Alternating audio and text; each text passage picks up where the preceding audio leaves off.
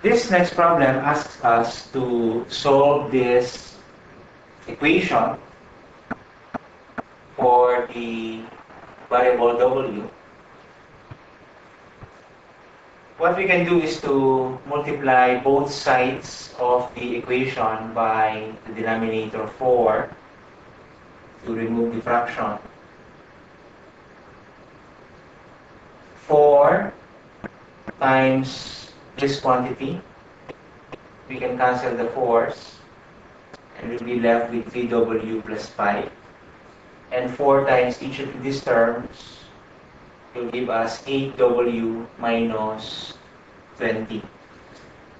We use the addition property, and we'll have 3w minus 8w equals negative 20 minus 5.